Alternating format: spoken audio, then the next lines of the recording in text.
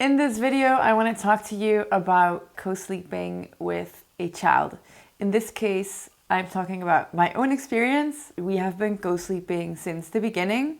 I get quite a lot of questions about this. So before we start, I just want to say that I respect everybody's particular choice, whether you co-sleep or not, whether you let your baby cry it out or not. Let's just be respectful toward each other in the comments. I will support you in your choice, in your decision, and help you hold that space. And you definitely are allowed to have your own opinion on this. Your intuition is your golden whisper and guide you to your inner light. Bohemian Dreams. Hi and welcome to Bohemian Dreams. My name is Debby. I am a full-time single mother to my 4-year-old daughter. I am here to make you stretch yourself and show you who you truly are. I help mothers live a yogic life beyond the asanas. So if you're interested in anything conscious motherhood, journeying and exploring through the inner and the outer world, and all things yoga, definitely don't forget to hit the subscribe button to this channel. If you'd like to share with us in the comments if you co-sleep with your kids or not, and why you made that particular decision, or maybe you didn't even think about it, and how that experience was for you to teach your children how to sleep, and let's get the conversation started. In many cultures and countries, sleeping with your children is considered a standard, like it's normal, while in other countries and cultures, people don't even want to have the thought in their mind popping up. This might be because they're afraid it is not safe for the child, or simply because their opinion is that the child should learn how to sleep on their own, in their own room, as soon as they're born into this world. But if you take the right measurements, co-sleeping is not dangerous at all. There's even studies that prove that the risk of sudden infant death decrease when you co-sleep. And next to that, it's very useful when you breastfeed as you have your child next to you when you wake up several times during the night, and it helps them to increase a secure attachment style in their early stages of life, which will affect them also later in life, looking at it from a yogic perspective. Now, let me take away for you the risk of it being dangerous, because you will not just roll over onto your baby. As a newborn parent, you are super alert to their every breath and movement and sound that you will hear or feel when they sleep. However, there are some contraindications as to whether it's safe or not to co-sleep with your child. And then think about things as being obese, taking medications, being depressed, taking drugs, alcohol, being a smoker, all this kind of stuff, having a deregulated sleep yourself, all this kind of stuff can influence in a bad way your quality of co-sleeping. Before I really start to share my particular story with you, I should start at the beginning. My pregnancy was broken off at 7.5 months due to the HELLP syndrome, which is a severe form of preeclampsia. So after 7.5 months of carrying my baby in my belly, I grew into motherhood, going from maiden to mother, as this is my firstborn and only, under anesthesia, so not consciously, as I had prepared for so much during these months. So the first 3 weeks of her life and my life being a newborn mother, we stayed in the hospital, and she was about 200 meters away from me in the incubator room, and I had a room to myself. I was allowed to go see her once a day, and the indications I had otherwise were to take rest, pump milk, and eat 3 times a day to get enough nourishment also for the breastfeeding. So the moment we were sent home, I didn't want anything else than have her close to me.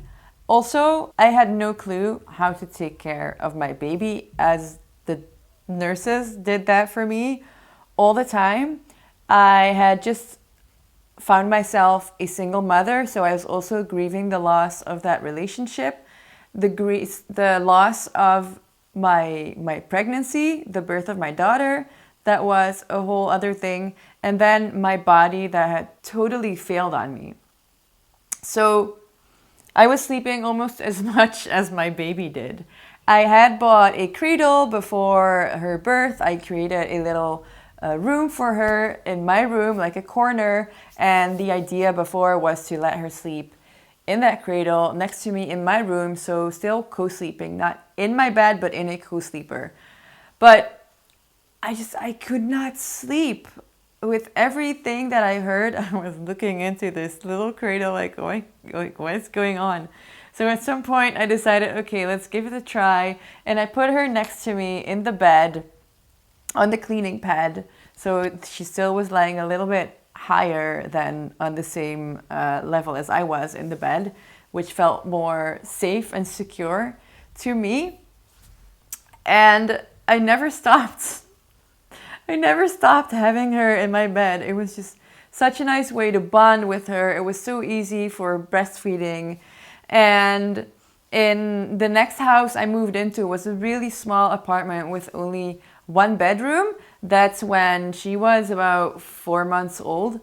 So she was starting to move a little bit more. She was able to crawl after a while. And that's when I bought a wooden bed rail next to the bed. It was a low bed. It was a pallet bed. So she couldn't really fall out of it. But just for the sake of it feeling safe, I used the bed rail. I also bought one for traveling. So wherever we travel, I bought this bed rail that we could put together as soon as we arrived and put it next to the bed.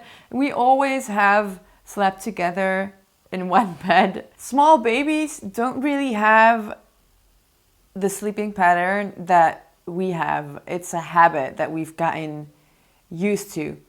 Also, if you think about society like way back when we didn't have houses to stay safe in, people would be more alert in the night and also wake up to keep the danger out.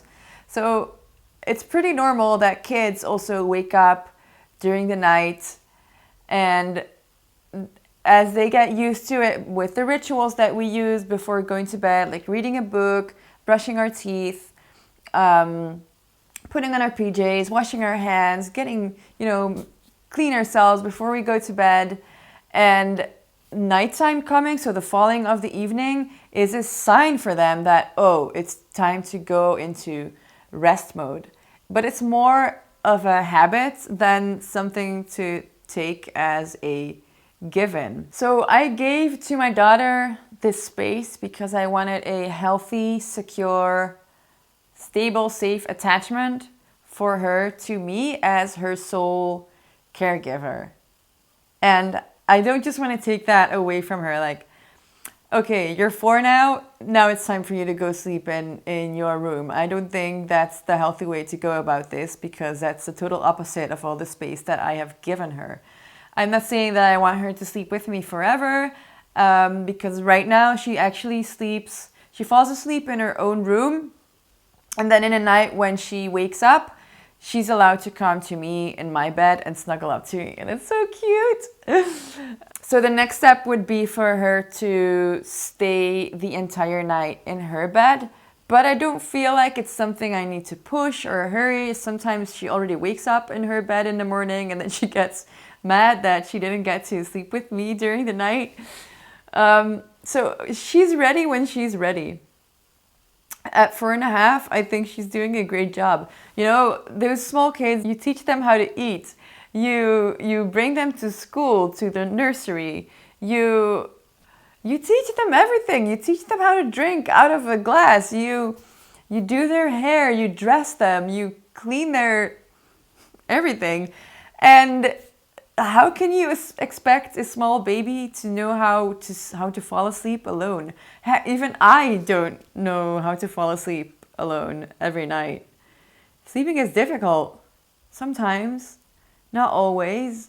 So yeah, in the beginning I spent most of my nights next to her in the bed, waiting until she would fall asleep, either nursing or just laying next to her, singing a song, caressing her. With a lot of love, frustration also too sometimes, but I know it was definitely worth it. I'm not a big fan of letting babies cry it out. I don't think we can expect, these little beautiful creatures that we've carried for 9 months in our bellies to be able to adapt to this dark, lonely world alone. Like, they need you. Thank you so much for watching. I'm curious to learn about you, how you handle this with your children. And don't forget to get my intuitive guidance meditation if you want to learn to take decisions that are good to you, because you are their mom and you are the only one that can take the decisions that are aligned to your heart and your belief in what is good for both you and them, and that is all that matters. Namaste. Have a magical day.